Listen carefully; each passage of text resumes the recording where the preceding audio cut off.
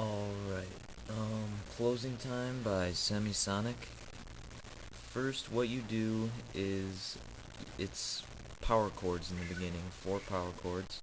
The first power chord is putting your index finger on the 3rd fret of the low E string, and then putting your ring finger on the 5th fret of the A string, and then putting your pinky right under it on the 5th fret of the D string.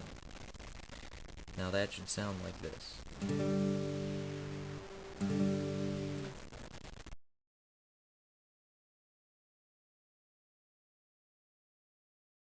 Okay, now after that power chord, you go down to the where your index finger would be on the 5th fret of the A string, and it's the same position for power chords. So you go 1 fret over and have your ring finger on the 7th fret of the D, and then your pinky underneath it on the 7th fret of the G string.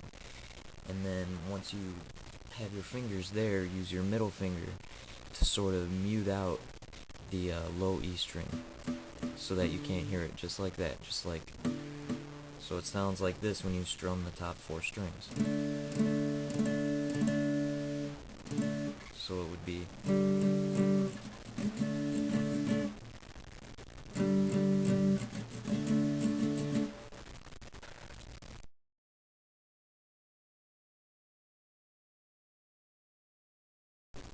alright, and now the 3rd power chord is really easy to switch to. When your index finger is on the 5th fret of the A string, and you're in that chord position, you just move up to the low E string, and have your pinky and your ring finger follow it. So your index finger would be on the 5th fret of the low E string, your ring finger would be on the 7th fret of the A string, and then your pinky would be on the 7th fret of the D string, and that would sound like this. So all together, the 3 chords we have so far are...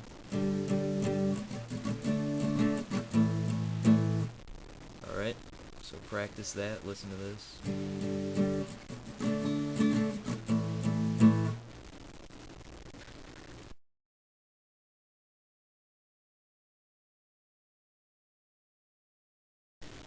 Alright, now for the 4th and final power chord. We start out with this one, and then the 2nd one, which is the 3rd one, and then you switch back to where your index finger is on the A string at the 3rd fret, your ring finger is on the D string on the 5th fret, and your pinky's right under it, once again, on the 5th fret of the G string. And then you want to mute the low E string, just like with the 2nd power chord. So it would be... So all together we have...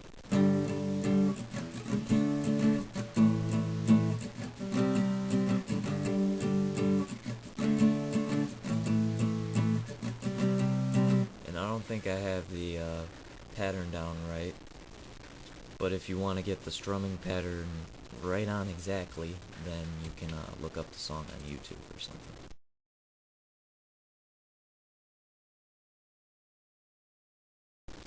Alright, now I'm going to play the whole thing out with the power chords and then move into the piano part, which I'll teach you next. So it starts out.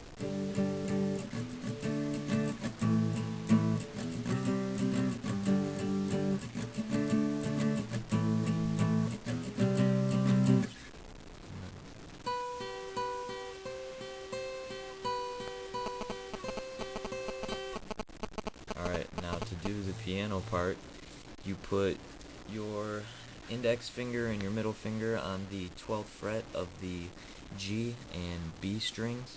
They should both be on the 12th fret. And then you start off with the B string and you go... You just strum up, so you hit the B and then you hit the G string. B, G, and then you move on the B string to the 13th fret with your ring finger. So you go... So they both sound like this. when you're doing it together, it's like, and then you go to the 13th fret on the B string.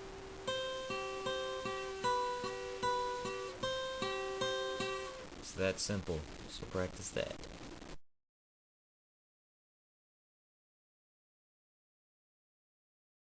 Alright, now for the chords. You start out with the G chord.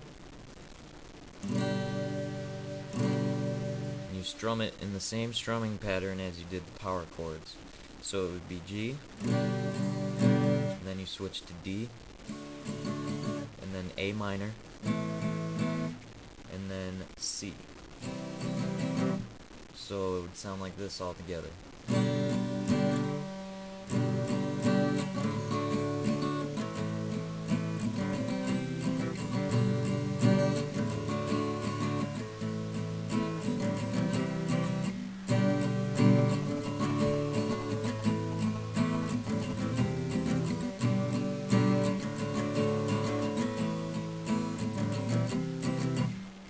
So practice that.